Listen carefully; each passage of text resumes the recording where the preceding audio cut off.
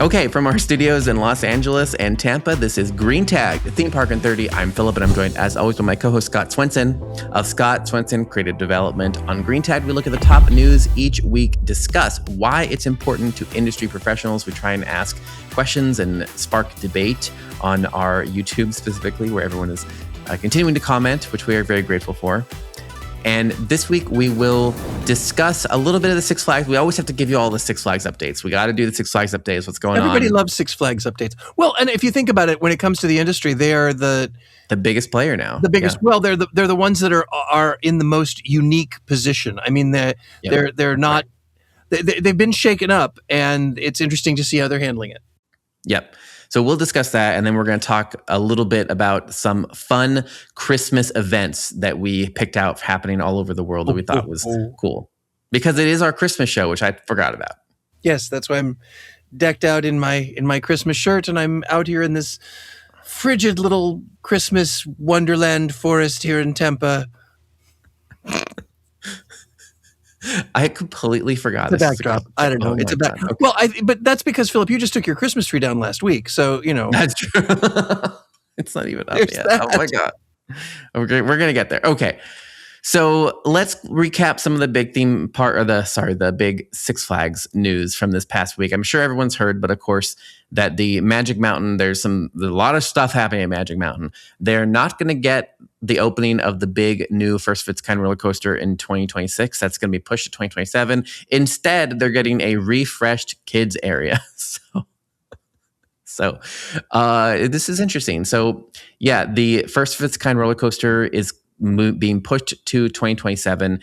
And what they told KTLA is that as we continue to evaluate our construction projects, we've realized that the nature of this attraction means that it will take a bit longer to complete than originally anticipated. To ensure the coaster meets our high standards of innovation, thrills, and safety that you expect and deserve, we have revised the timeline to 2027.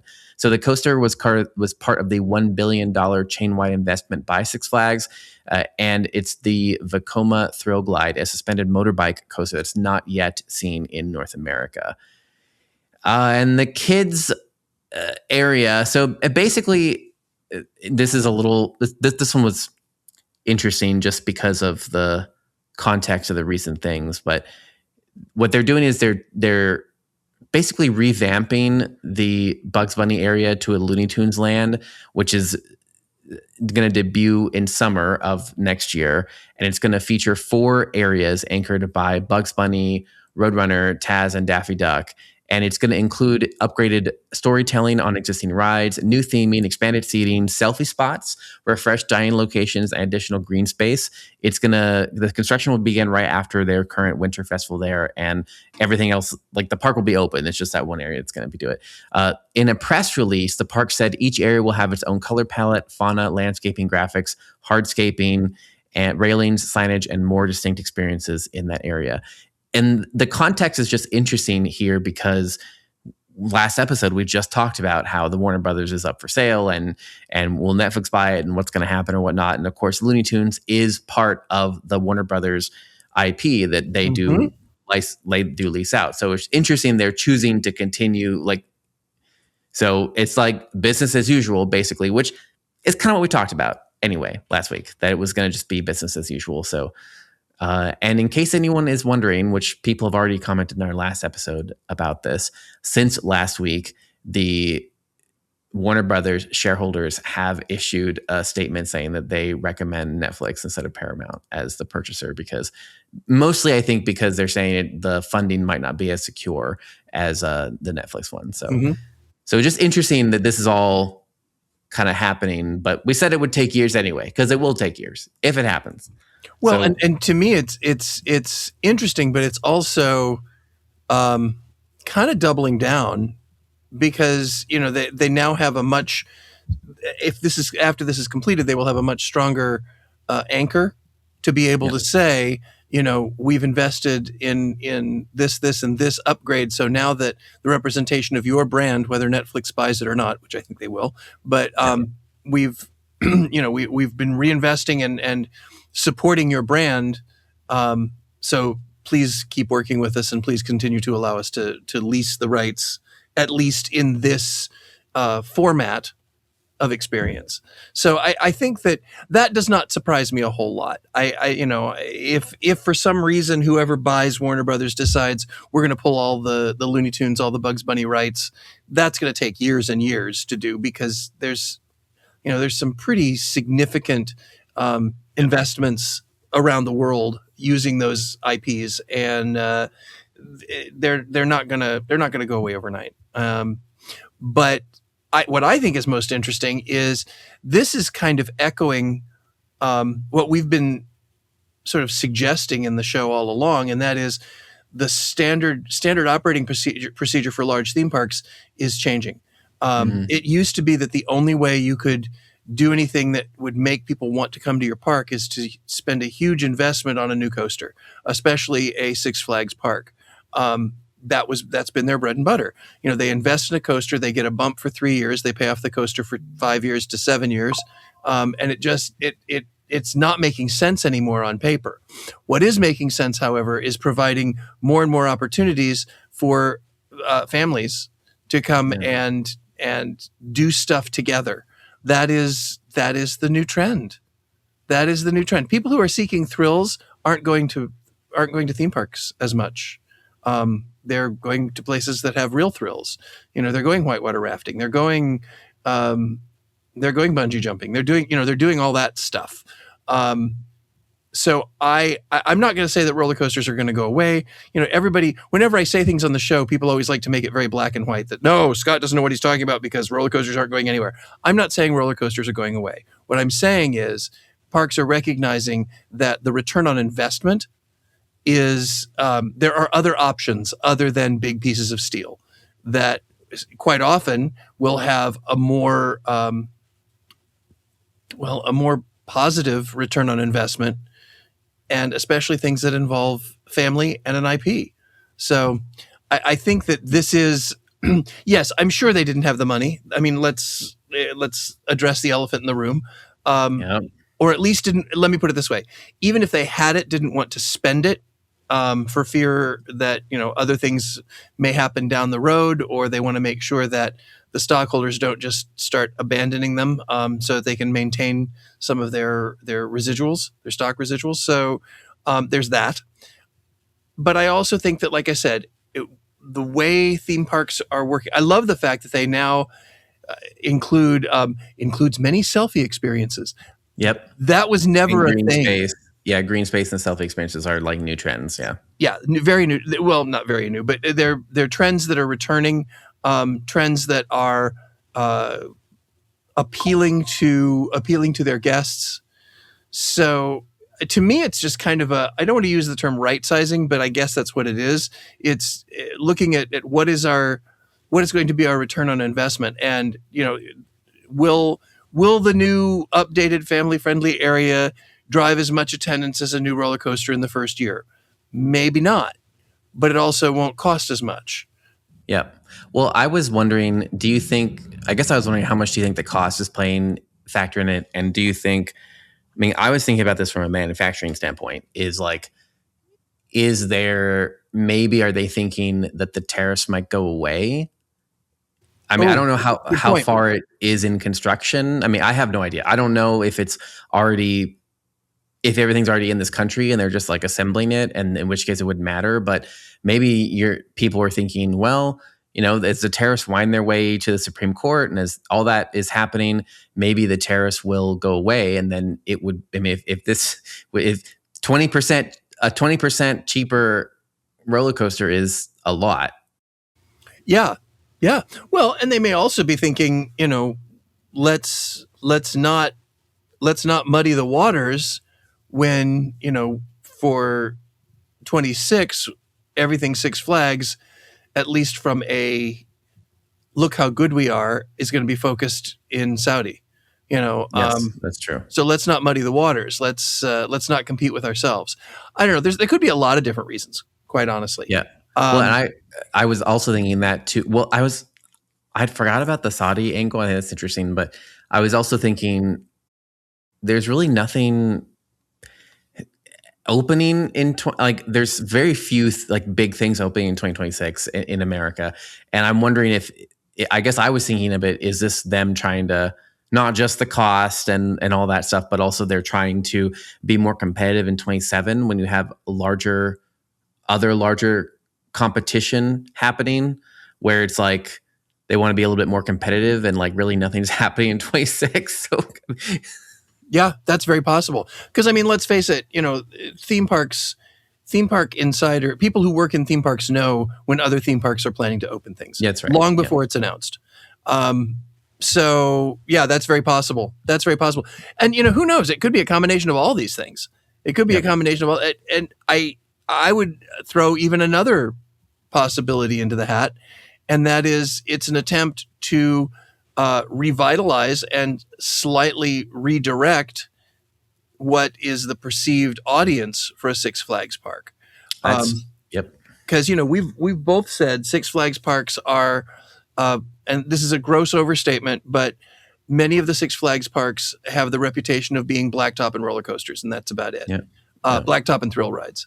So if they're going to do a deep dive and an investment and a strong media push for a revised, updated family area, that may be another attempt to sort of reposition their demographic.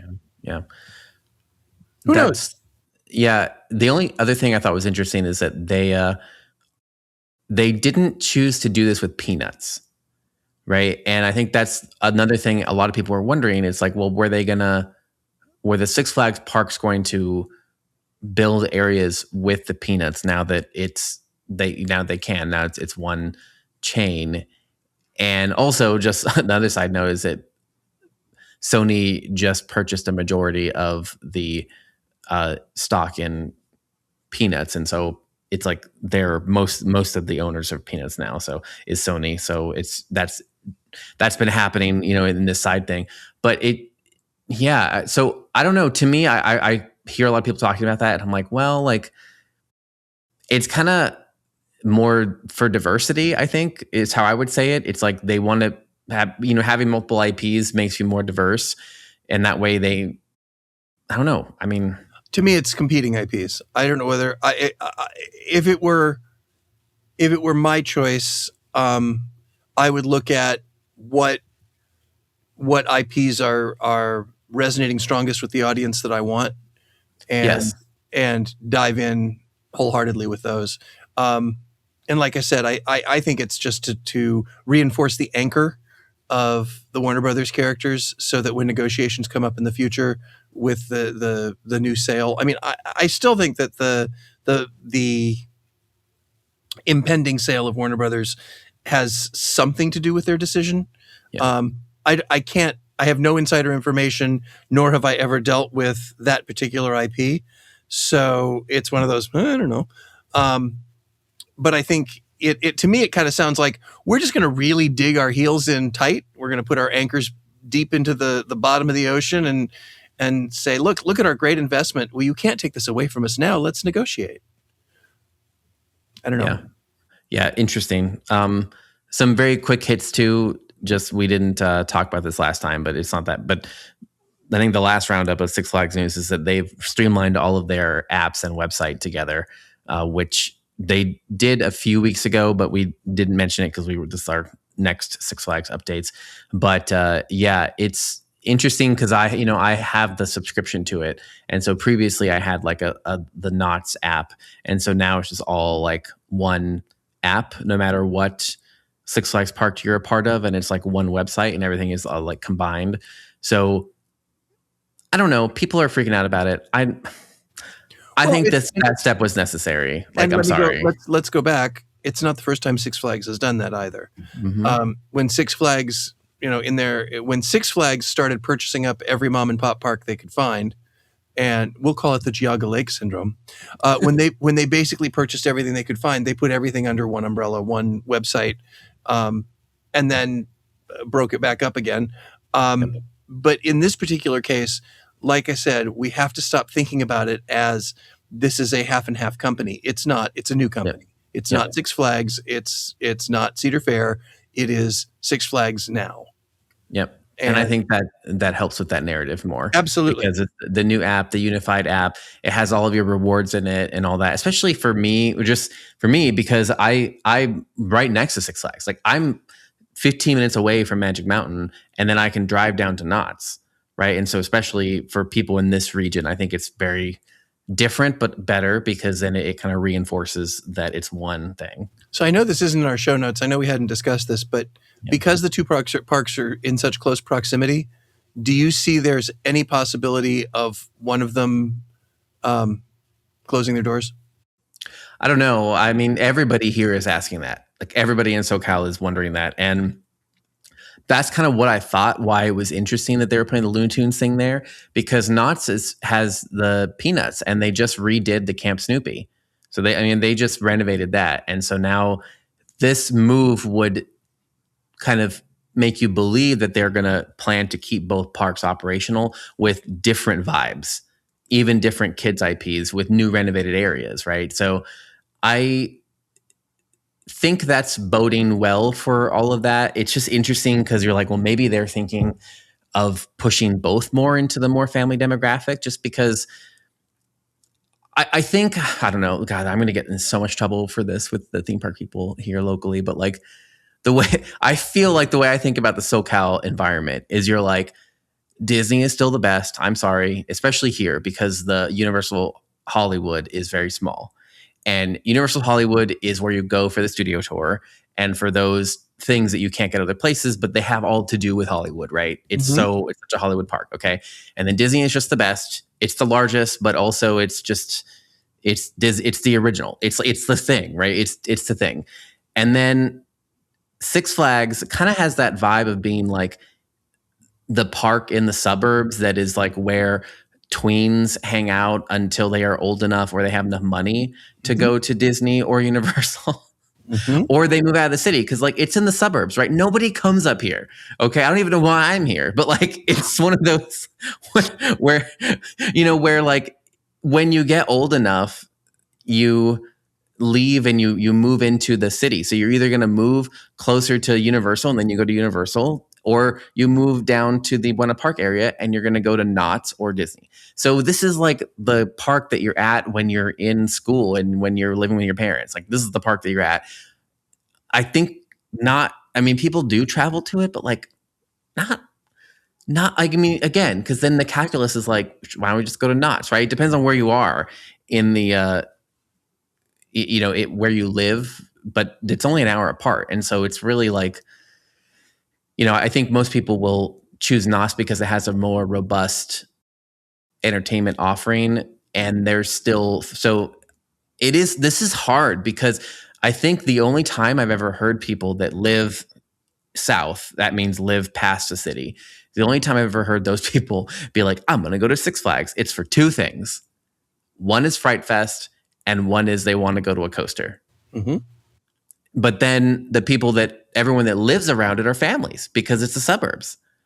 And so it's a weird dynamic because you're like, oh, this is interesting. And then Knott's is like, people love Knott's because it's the cheap Disney, because it's the only park, I would argue, maybe not in their chain, but they do such a good job with their entertainment with what they have.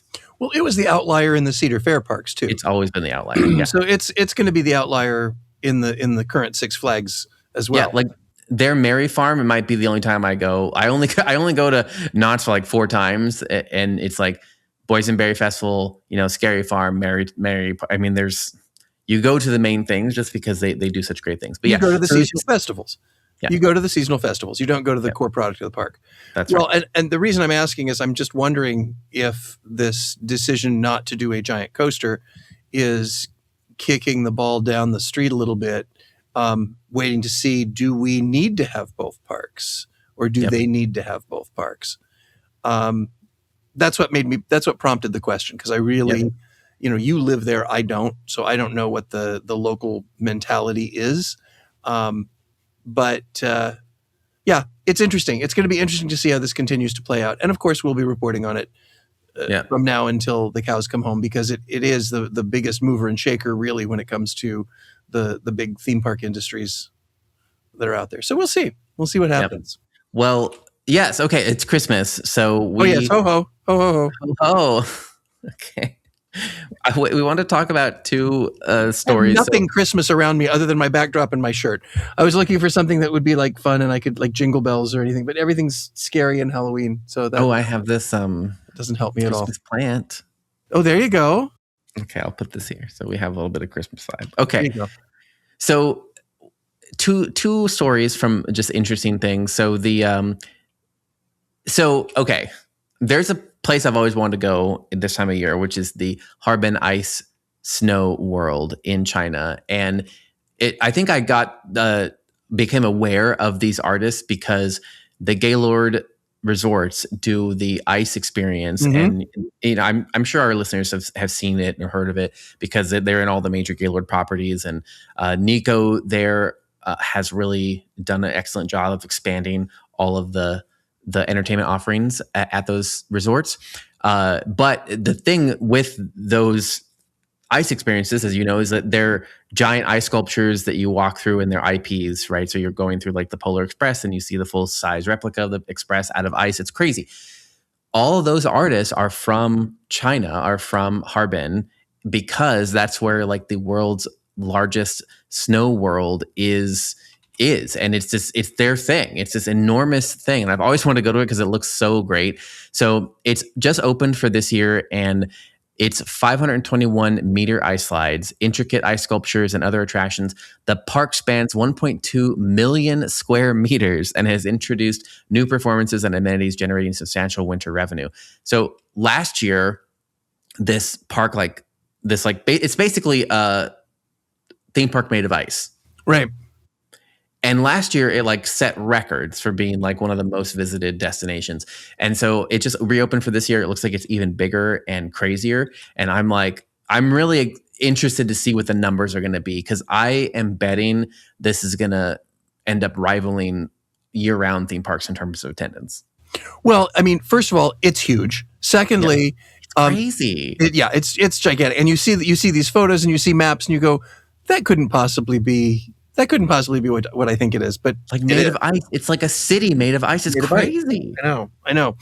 But I think that part of it is, I think you're right. I think it's part of the reason that it does so incredibly well is, number one, it is unique. It's unlike anything else of this magnitude.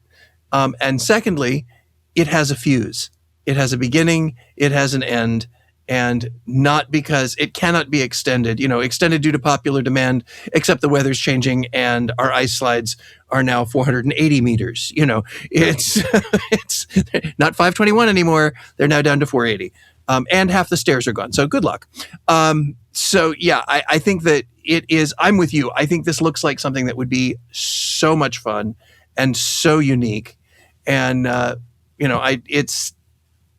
if any of you who are listeners have actually been to this, please let us know.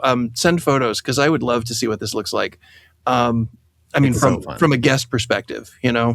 I'm to the point now where I love seeing promotional material, but I really want to see it from a guest perspective to see if it's as cool as it appears to be.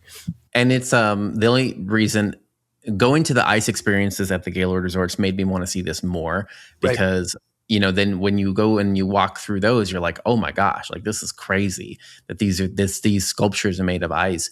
And, and then you just imagine it being a whole theme park of it. And it's crazy because, I don't know, you don't think it's going to work. And then you see it in person, you're like, oh my God, this works. And then you slide down the giant ice slides, which I believe the Palms always has one, and it's crazy. Yeah. The Gaylord experiences, are sort of to me, it reminds me of sort of the touring promotional show for the actual park in China. Yep. It's that's right. That's right. Yeah. And if you and I don't mean that to be a dig on any of on Gaylord's ice at all. I think it's amazing. I go every year. They've continued to add and expand to it. It really is. It's truly breathtaking. So if you don't have the opportunity to go to China, at least go to Gaylord and see what some of these great artisans can create, and some of the fun in most cases, I will say westernized IPs that they can bring to life. And of course, Yep. everyone that they do, because it's of course Christmas, they do. And I'm not particularly religious, but they do an ice manger scene. They do an ice creche Yep. that has no color to it. It's just ice and light, and it's awe-inspiring. It's really beautiful. So just imagining that times a gazillion makes the park sound like the one in China sound like it would be just way too much fun. Way too much fun. And something, okay, the next story, which also seems pretty fun, is from Alton Towers in the UK, and they're offering a Santa sleepover package. And this is a festive experience for families featuring activities such as meeting Santa, exploring the Seabees land, and enjoying a themed hotel stay. In case of rainy weather, the event provides indoor attractions and entertainment. The Arctic Explorer Room and a Christmas dinner buffet are highlights of the experience. So this isn't like this is all new things, but what I like about this is that they're packaging everything into like a whole experience. And so it encourages you to do a stay, and it then allows them to put in, all these elements together. Like you get the themed room, you get the buffet, you get the Santa experience, you get to enjoy the park. I mean, you get this whole thing that's kind of like wrapped in a Christmas package, which I think is just that it's interesting because, we see this happen with this again. None of this is new, but I feel like I don't really see it happen that much for Christmas. And I think that that's what makes this interesting to me. I love the fact that it's a family sleepover experience. Yeah, it's so cool. It looks like it would be just so much fun. Just some of the images and the descriptions. We bandy about the idea of immersiveness, and the UK has done this in several other areas as well. There's the overnight Halloween experiences. There's so there's a lot of these sort of more campgroundy things. This is not campgroundy, but just the idea of it's all Santa all the time. You're making the commitment as a family to go and experience Christmas at Alton Towers. You're going to go see Santa. You're going to have your Christmas dinner buffet. This is like everything a child would want for Christmas, all rolled into one big experience. Yep. And the fact that it's not, we have to get up in the morning and hurry over there and get ready and wait in line and park the car and blah, blah, blah, blah, blah. The fact that it's an overnight stay kind of goes back to the only way I will enjoy Disney anymore, and that is to actually stay on property. Because, again, I don't like the hassle of getting in, but if you make it an overnight experience, that hassle all just goes away, and you do your Santa sleepover. So, yeah, I think this is really fun. I'm not sure how well it would play in the U.S. I was thinking that. I don't know that. I do know that a lot of people, especially here in Florida, there was a time, and my numbers are old, but there was a time where if you wanted to book one of the hotels during the holiday season between Christmas and New Year's, you usually had to book it about 2 years in advance. Yeah. And they, at one point in time, they actually had a minimum amount stay. You had to stay at least, I think it was 4 days. That's crazy. It was because, again, so many families are willing to say, let's not have a traditional Christmas. Let's have our Christmas at Disney. Let's have our Christmas with our families. Because, again, it is Disney does Christmas well, and quite honestly, in my opinion, some of the best applications of Christmas on Disney property happen in the hotels anyway. So, right. Here in Florida, they even, all of the confectionery chefs have a competition to do displays that aren't, super high end. It's not the gigantic rides and the attractions, but they're magical, and they capture the essence of Christmas in a really amazing way. So it sounds like Alton Towers is doing their version of that in a sleepover experience.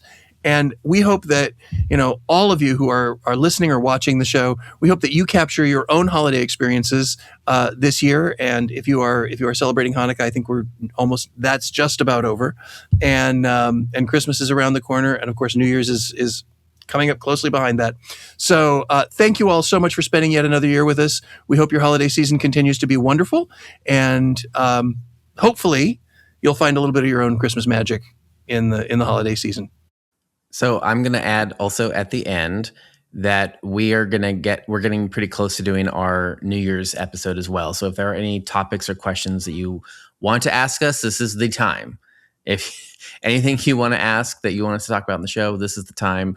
Put it in there. I should have said this at the beginning of the show, but we're saying it now. So put in your questions, and also please subscribe. We couldn't have just a heartfelt holiday ending. We just had to get in the commercial. Okay. They probably won't listen to this part anyway. They probably stopped listening. That's true. It's like, oh, look, Scott's wrapping it up. He's getting mushy. I'll turn it off. And then they just turn it off. Yeah, that's right. No one listens for Well, if you're still listening, you deserve this. Merry Christmas, Happy Hanukkah, Happy Kwanzaa, Happy Solstice, Happy Winter Holidays, and we will see you next week.